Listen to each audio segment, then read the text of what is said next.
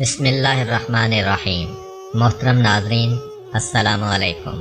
حضرت داؤد علیہ السلام کے زمانے میں ایک نادار و بے نوا خاتون تھی۔ اس کے پاس جو تھوڑی بہت رقم تھی اس سے اون یا روئی وغیرہ خریدتی اور اسے کاٹ کر اس کی اٹیاں بناتی، پھر انہیں بیچ کر انتہائی سادگی سے اپنی اور اپنے بچوں کے اخراجات پورے کرتی تھی۔ ایک دن وہ سوت کاٹ کر اس کی اٹیاں بنا کر بازار میں بیچنے کے لیے سر پر رکھے جا رہی تھی کہ اچانک تیزی سے ایک کوا آیا اور ایک اٹی اٹھا کر لے گیا۔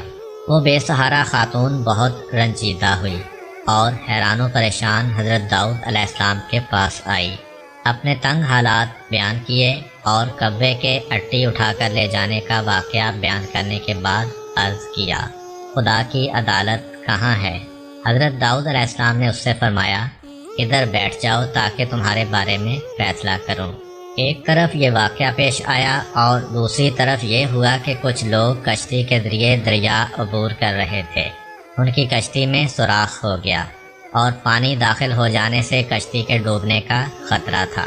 ان لوگوں نے نظر مانی کہ اگر اس خطرے سے نجات مل گئی تو 1000 دینار کسی فقیر کو دیں گے۔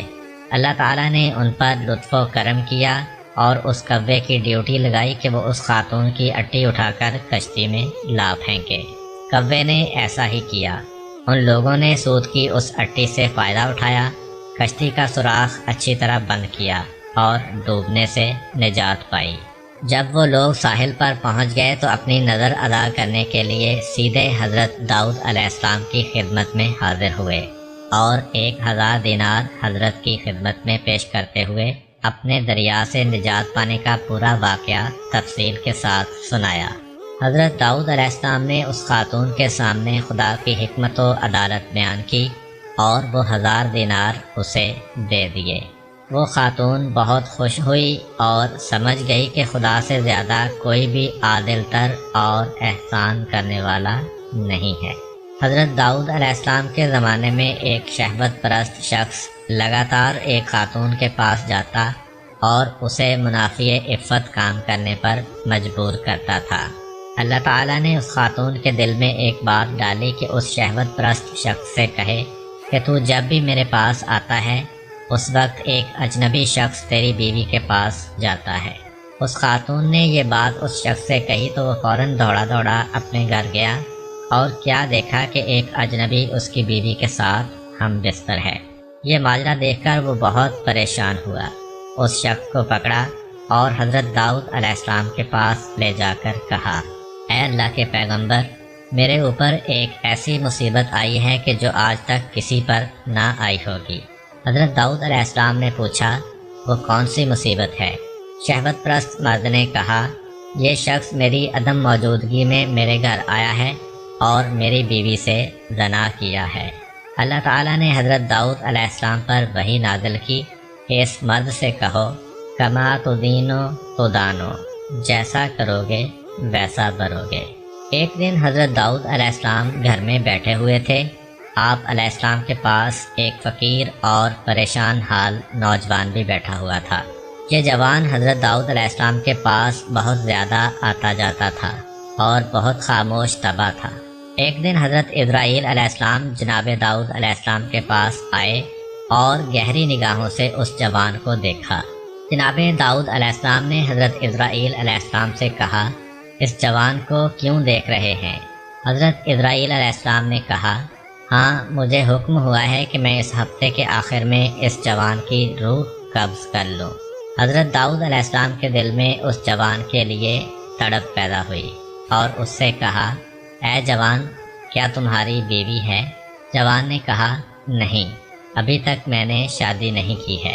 حضرت داؤد علیہ السلام نے اس جوان سے فرمایا، فلاں شخص جو بنی اسرائیل کا مشہور و معروف اور بزرگ فرد ہے کے پاس جاؤ اور اس سے کہو کہ داؤد علیہ السلام تمہیں حکم دے رہے ہیں کہ اپنی بیٹی کو میری زوجہ بنا دو، پھر اس کے ساتھ شادی کرنے کے بعد رات کو اس کے پاس رہو۔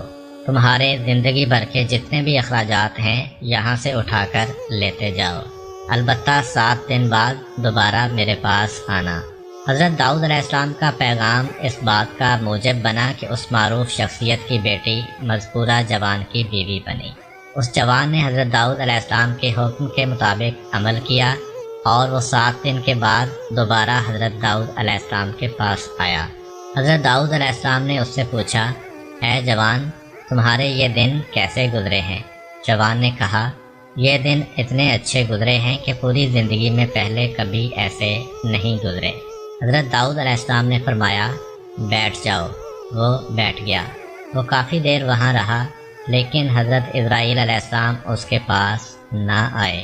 حضرت داؤد علیہ السلام نے اس جوان سے کہا، اٹھو اور اپنی زوجہ کے پاس جاؤ اور 7 دن کے بعد دوبارہ یہاں آنا۔ وہ چلا گیا۔ 7 دن گزرنے کے بعد وہ حضرت داؤد علیہ السلام کی خدمت میں حاضر ہوا۔ تیسری مرتبہ پھر حضرت داؤد علیہ السلام نے وہی حکم دیا۔ وہ 7 دن بعد پھر حضرت داؤد علیہ السلام کی خدمت میں حاضر ہوا۔ اس دوران میں جناب اسرائیل علیہ السلام تشریف لائے۔ حضرت داؤد علیہ السلام نے جناب اسرائیل علیہ السلام سے فرمایا، آپ کا ارادہ تو یہ تھا کہ آپ 7 دن بعد دوبارہ یہاں پر آئیں گے اور اس نوجوان کی روح قبض کریں گے، لیکن آپ نہیں آئے اور آج تیسرے ہفتے بعد آئے ہیں۔ حضرت اسرائیل علیہ السلام نے کہا، اے داؤد علیہ السلام، اللہ تعالیٰ نے آپ کے رحم کرنے کی وجہ سے اس پر رحم کیا اور اس کی موت 30 سال تک مؤخر کر دی ہے۔ ایک دن خداوند متعال نے حضرت داؤد علیہ السلام پر وحی نازل کی کہ آپ خلادہ بنت اوس کے پاس جائیں، اسے بہشت کی خوشخبری دیں اور کہیں کہ وہ بہشت میں آپ کی ہم نشین ہے۔ حضرت داؤد علیہ السلام نے حکم خداوندی پر عمل کیا، خلادہ کے دروازے پر آئے اور ڈک الباب کیا۔ وہ دروازے پر آئیں اور دروازہ کھولا۔ جو ہی ان کی نگاہیں حضرت داؤد علیہ السلام پر پڑیں تو عرض کیا، کیا اللہ کی طرف سے میرے بارے میں کچھ حکم نازل ہوا ہے کہ آپ علیہ السلام مجھے وہ خبر سنانے کے لیے تشریف لائے ہیں؟ حضرت داؤد علیہ السلام نے کہا، ہاں۔